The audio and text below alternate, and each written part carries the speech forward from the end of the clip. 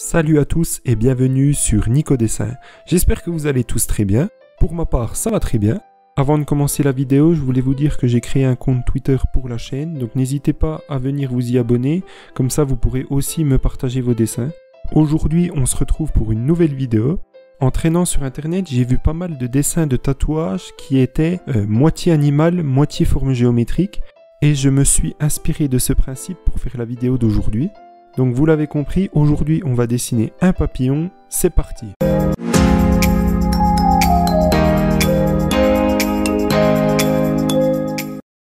Pour commencer, on va faire un petit quadrillage. Commençons par un rectangle de 18 cm de long et de 10 cm de hauteur qu'on partage en deux. Puis on va à nouveau partager chaque moitié en trois parties verticalement et en deux horizontalement. Un papillon se décompose en deux groupes, son corps et ses ailes. Donc on va commencer par tracer son corps. Je commence par un ovale qui représente son thorax. A noter que l'ovale occupe une plus grande place dans la partie haute de notre quadrillage. Ensuite on dessine sa tête, puis sa queue qui descend quasiment jusqu'en bas de notre quadrillage. Sur les côtés de sa tête on place ses yeux, puis on trace ses deux petites antennes. On va maintenant s'attaquer au dessin de ses ailes. Donc il faut savoir qu'il existe plein d'espèces de papillons différentes et ils n'ont pas tous la même forme d'aile. Celui-ci a donc son aile supérieure qui commence au niveau de l'intersection entre le thorax et la tête, puis on va aller jusqu'au coin supérieur sans s'y enfermer à l'intérieur. On arrondit bien le bout de l'aile, puis en faisant de belles courbes, on redescend jusqu'à la moitié de notre quadrillage. On referme ensuite notre aile à la moitié du thorax. On va maintenant dessiner son aile inférieure. En commençant au niveau de la moitié de sa queue, on descend en faisant un trait assez droit.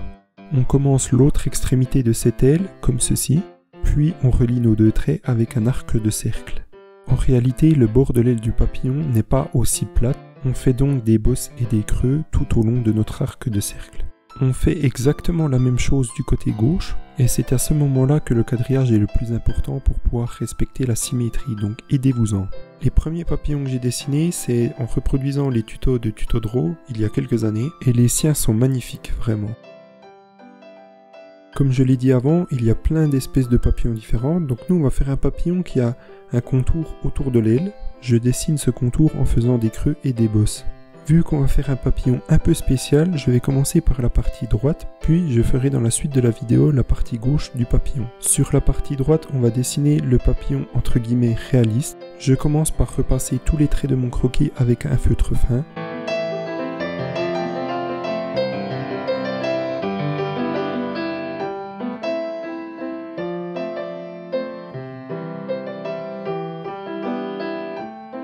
J'ajoute des petites taches dans tout le contour des deux ailes. J'essaye de faire des formes aléatoires et de ne pas faire de traits trop lisses.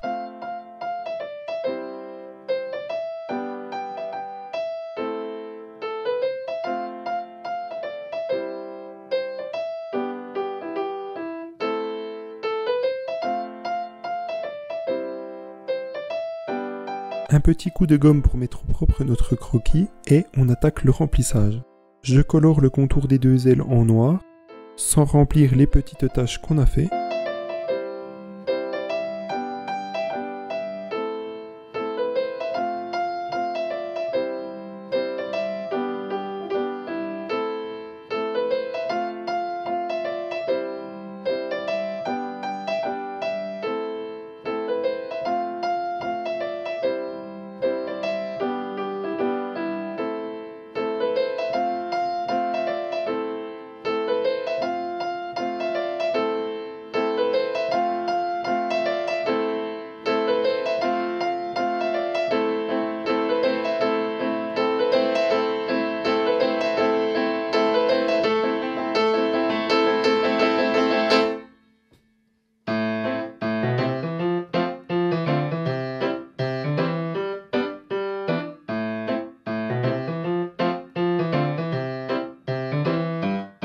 Avec un feutre un peu plus fin, je corrige tous les défauts qu'a laissé le feutre à alcool.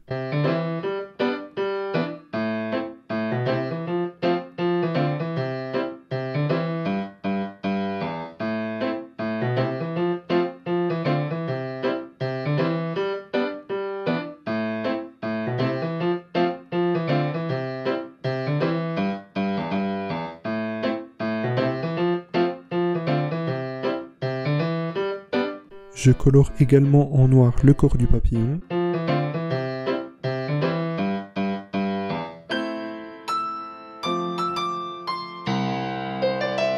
Et je laisse un petit reflet blanc dans son œil. J'ai choisi de faire l'intérieur des ailes en bleu, donc je colore toute la surface de l'aile avec la grosse mine du feutre à alcool.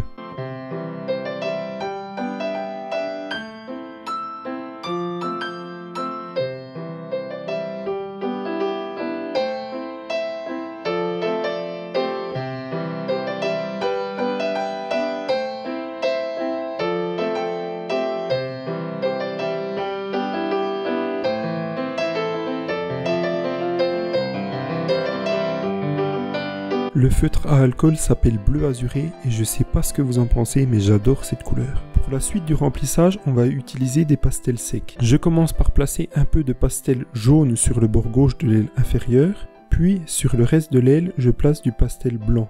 Je repasse un peu de pastel bleu sur le pastel blanc et ensuite, vu que j'ai pas d'estompe à disposition, j'utilise un coton-tige pour lisser la couleur, ça marche très bien. Voilà, après le passage de l'estompe, on obtient une couleur qui est plus lissée. Pour bien marquer la couleur, je réitère l'opération et faut pas hésiter à le faire 2 ou 3 fois de suite. On fait exactement la même chose pour l'intérieur de l'aile supérieure du papillon.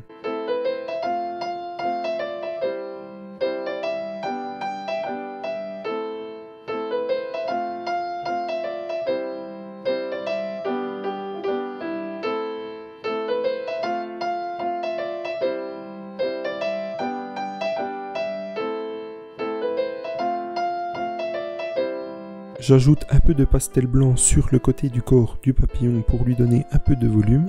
J'applique maintenant un peu de pastel noir sur le bord du contour de l'aile. J'applique également du pastel noir sur l'aile proche du corps et je fais quelques traits pour ajouter du sombre à l'intérieur de l'aile. Et je viens maintenant estomper ce pastel dans la direction de l'intérieur de l'aile. Ça permet de rendre la frontière entre le contour et l'intérieur de l'aile moins nette.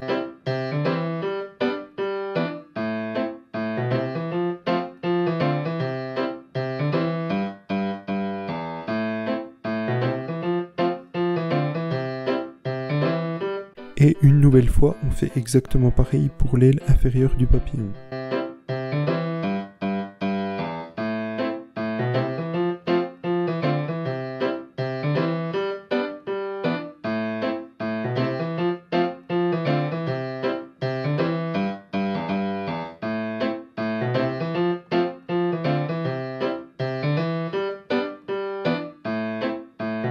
Avec un pastel jaune, je colore environ un tiers des taches. Je colore un autre tiers avec le pastel bleu. Puis un peu de pastel blanc pour les taches restantes.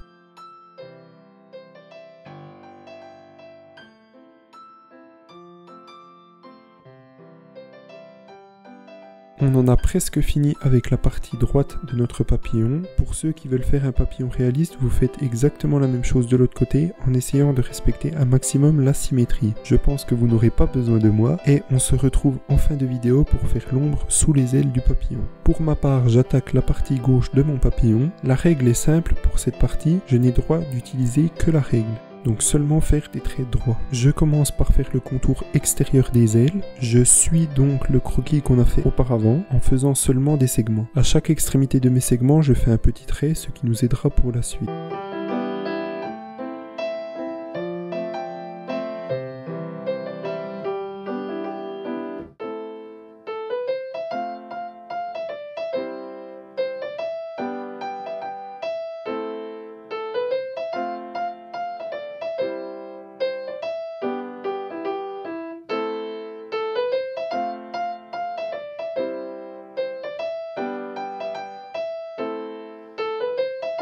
Je place également la limite entre les deux ailes.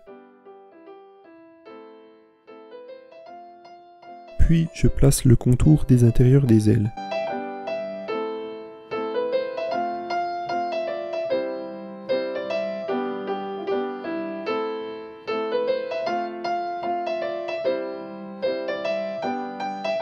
Maintenant, c'est comme un petit jeu, on va relier entre eux chaque extrémité des segments. On essaye de faire ça le plus aléatoirement possible pour ne pas qu'il y ait de motifs qui se répètent.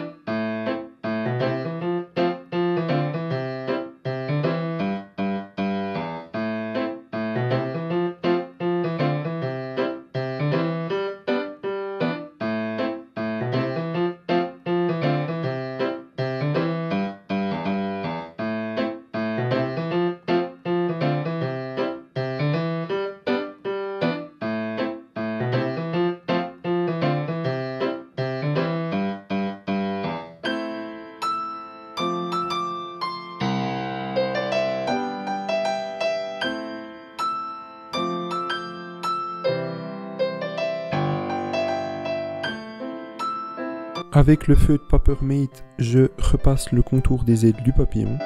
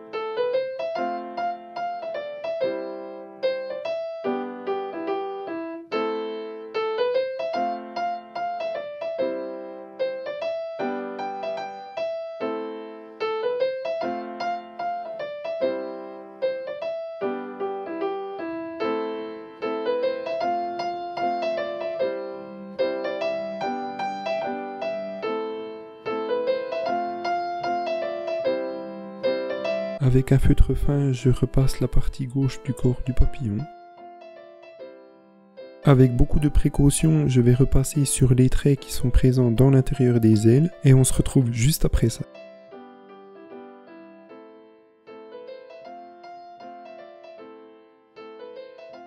Et pour les traits présents dans le contour des ailes du papillon, on va leur laisser une épaisseur comme ceci. C'est une partie du dessin qui demande beaucoup de minutie et beaucoup de concentration, donc courage. On attend bien que l'encre ait eu le temps de sécher et on peut gommer les traits de construction. Ensuite, on passe au remplissage. Je commence par la couleur noire pour le contour de l'aile. Vu que ce sont des zones très petites, je colore juste le centre avec la mine du Pro Marker.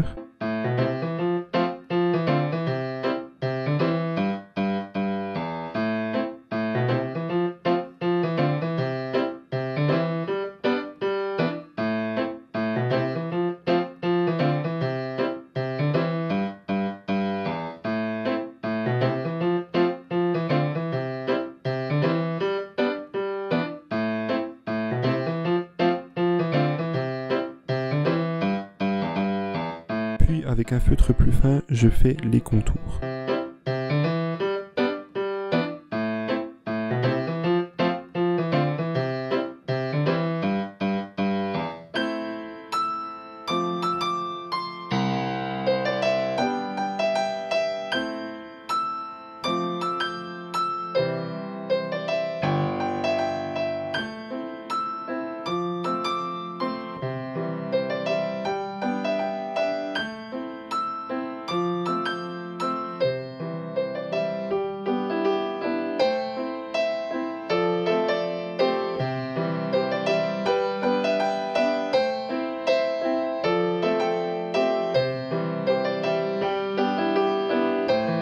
Je colore également en noir quelques formes sur le haut de l'aile supérieure.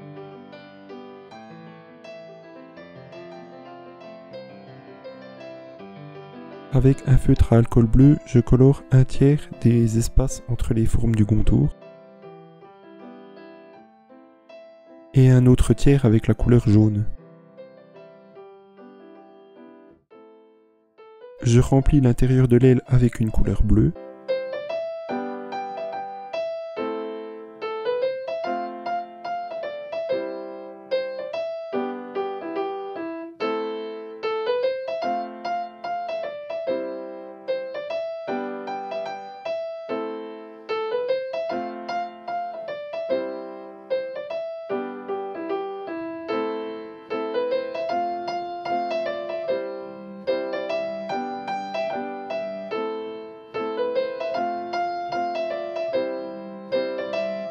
Je colore les formes de l'intérieur de l'aile proche du corps en noir, ainsi que quelques formes à l'intérieur des ailes.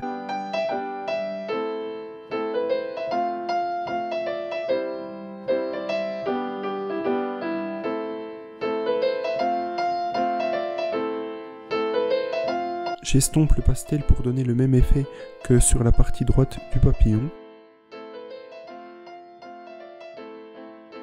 Et je reproduis l'opération avec la couleur jaune et blanche.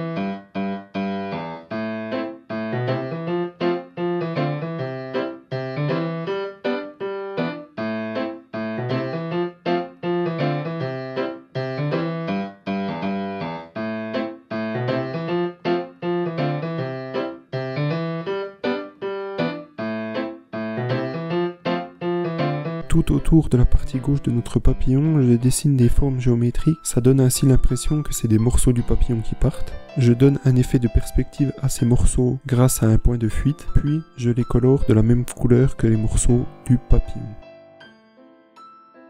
A l'aide d'un pastel noir, on colore sous les ailes du papillon, on estompe et ainsi on crée une ombre.